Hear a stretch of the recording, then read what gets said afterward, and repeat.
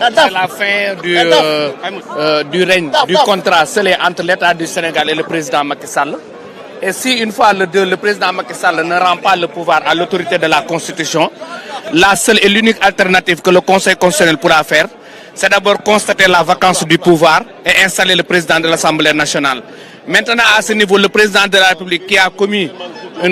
un désordre dans l'ordre constitutionnel pourra être poursuivi pour haute trahison. Maintenant, lors de son entretien avec certaines presses, nous avons entendu que le président de la République a commencé à préparer la conscience collective de la population sénégalaise pour une éventuelle interprétation devant le juge constitutionnel de l'article 36 en son alinéa 2, que Maître Doudou Ndoye a tenté de l'interpréter. Maintenant, nous lançons un appel solennel au Conseil constitutionnel, aux 7 sages, à prendre leurs responsabilités le jour J, de constater la vacance du pouvoir et installer le président de l'Assemblée nationale, mais de prendre toutes les mesures nécessaires d'organiser les élections, déjà soit 2 mois ou bien 90 jours, conformément à la Constitution. Maintenant, le président de la République, il cherche à une éventuelle prorogation de son mandat, parce qu'il va saisir le Conseil constitutionnel pour une interprétation de l'article 36 de la Constitution, ce que les gens ne vont pas accepter, parce qu'il va falloir impérativement que le Conseil constitutionnel rompe le mariage qui le lie entre le président Macky Sall et lui.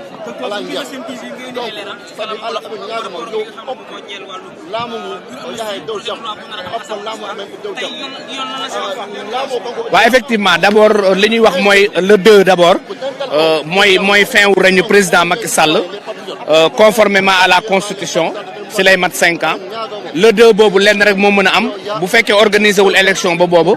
ki nga xam ne mooy conseil constitutionnel li muy def mooy dafay constater vacance pouvoir bi conformément à l'article 31 de la constitution. bu constater vacance pouvoir bi mu daal di installer ki nga xam ne moom mooy président assemblée nationale parce que loolu la constitution bi wax. maintenant li nga xam ni président Macky Sall jéem na ko mignoter ci discours am bi entretien bi mu amoon ak certaines presse mi ngi soulever problème mu interprétation wu alinéa 2 bu article 36 bu constitution bi wax ne le président de la République dafay continuer nekk en fonction jusqu'à l'installation de son successeur. mais fii alinéa 1 bi également indiwuñ ko parce que loolu moom mooy continuité wu alinéa 1 bi parce que alinéa 1 bi li mu wax mooy il faut que ñu organiser d'abord élection te ki nga xam ne moom mooy nouveau président élu moom dafay entrer en fonction en attendant ñu installer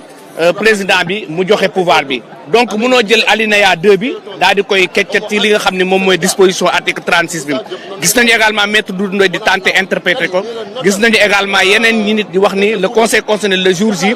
mën na ko dénk même dénkaat même président de la République te loolu je pense que ni c'est une forfaiture donc le conseil constitutionnel moom moo war a jël responsabilité am à ce que mu constate la vacance du pouvoir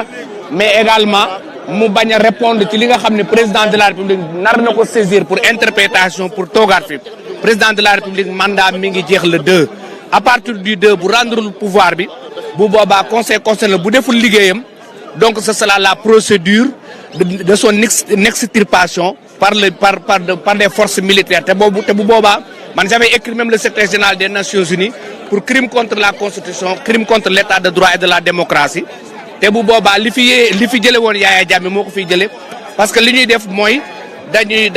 dafay def li ñu naan rébellion au pouvoir te ku ne xam na ni Yaya Jammeh deful woon coup d'état mais dafa def rébellion au pouvoir dafa bañ a jógee ci pouvoir bi dañ ko gagné comme le président de la République indi na désordre ci constitution bi bu defee rébellion au pouvoir procédure boobu conseil de sécurité conformément à l'article 52 de la charte des Nations Unies da koy déclencher saisir ñi nga xam ni moom mooy CEDEAO ñu déclencher les forces de l'OCOM ñu déloger ko au niveau du palais présidentiel. Moussa Diop mbokk yi Me Moussa Diop. mi ngi nii jëlal kii. Daaf kii présenté wu. Aïcha bismillah man maa ngi tudd Abdoul Aymoud Daaf di directeur de l'école du parti bii di ànd gor yi jot na.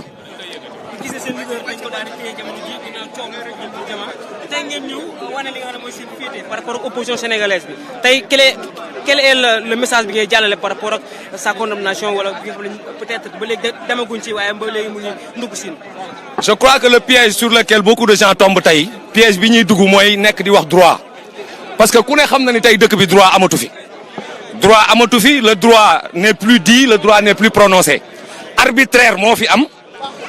dictature moo fi am jaay doole moo fi am Moussa Diop nag en a été victime Moussa Diop mooy ki nga xam ne tey dafa wax ni Sénégal am na ay diamants te ñu ngi koy exploiter sur le dos des Sénégalais ba léegi y a eu aucun démenti officiel de la part de l'État Moussa Diop moo ne tey y a eu 123 palettes d'armes yu ñu jënd au niveau de la présidence te ba léegi kenn taxawul weddi ko avec des preuves donc tey ñun li ko fa dugal xam nañ ko te bi muy dem ñun ñëpp nee nañu maa ngi nii di dem bu fekkee droit la dinaa fanaani sama kër bu fekkee politique la nag loolu je ne réponds plus de rien aujourd'hui on est dans ce cas de figure là Moussa Diop est une victime aujourd'hui il a été arrêté arbitrairement comme beaucoup de personnes d'ailleurs tey nag loolu moo tax tey bépp sénégalais foo munti féete quel que soit le bord aujourd'hui tu assistes à l'injustice dont on est victime tey nag dañu taxaw pour wax non refuser qu'on entache vraiment notre histoire politique parce que lii moo si fi am Macky Sall entaché na désormais et à jamais l'histoire politique du Sénégal ñun li ñu xamoon mooy une alternance paisible ñun li ñu xamoon mooy un changement de régime dans les règles de l'art ñun li ñu xamoon mooy une politique boo xam ne dañ koy teg mu leer askan wi yëpp d'accord ci ñëpp ànd ci Macky nag moo fi indi lii et l'histoire retiendra dans les annales que à un moment M de notre histoire Macky Sall a vendu ce pays-là et essaye de le brader te loolu ñun la jeunesse debout toutes les franges de la population dañuy taxaw et on fera barrage tey le cas de figure c'est ça loolu rek moo ñu fi tax a daje nekkuñu fi nag di dugg ci piège yu wax droit parce que droit amatul ci dëkk bi lu waay neex def jël doole jaay ko doole jaay nit yi doole jël ko wax nga tëj loolu Macky Sall tegu ko fenn te on est là pour vraiment faire barrage à cette entreprise là. Moussa Diop libéré Moussa Diop libéré Moussa Diop libéré seen ancrage par rapport ak la coalition Diomaye Faye ce soir par rapport ak la coalition Diomaye Faye ngeen dem libéré Moussa Diop. Aujourd'hui à un moment il faut être intelligent en politique il faut avoir de l'humilité et il faut avoir de la sagesse. Aujourd'hui tout le camp du peuple c'est le camp Diomaye Faye c'est le camp du peuple de manière incontestable donc nous ne pouvons pas aller à contre-courant de l'histoire tey mu ngi nii day dox c'est une marche inéluctable vers un changement et vers une alternance moo tax notre participation et notre appartenance à la coalition Diomaye Faye est plus que jamais établie loolu mooy la ligne officielle loolu la ñu Moussa Diop wax ñu taxawee ko te noonu la ñu taxawee tey ñu ngi ci biir coalition bi tey ñu ngi ci ëllëg ñu ngi ci ginnaaw ëllëg ba pare la loi d'amnistie mais en vérité y a pas de loi yow ni nga jàppee nit ñi du yoon pourquoi parler aujourd'hui d'amnistie c'est lui donner un pouvoir qu'il n'a pas Macky aujourd'hui n'a aucun pouvoir et aujourd'hui lâché même y compris par les gens de son camp donc tey il n'est rien et il n'a plus rien et qu'il faut qu'il s'en rende compte mu dem amnistie ak ñàkk amnistie gis nga ñi ci biir kaso bi dañuy génn par la force dinañu génn Macky Sall yow la ñuy waxal organiser ñu suñu élection nga dajale say bagages te dem loolu doomu lañ la laaj du leneen tu as encore une occasion mais de sortir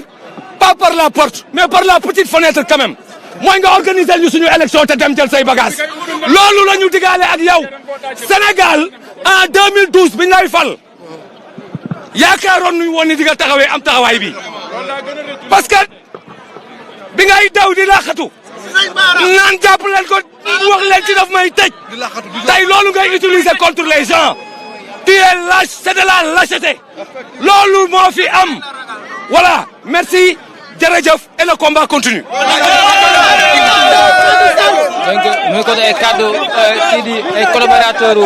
Maître Moussa Diop moom nekk mi ngi ci kaso bi gannaaw révélation bi defoon si jamaa bi moom nag ay mbokkam rek ñu ngi ñëw participer ci toogaay ñaxtu F24 ñoom ñi ngi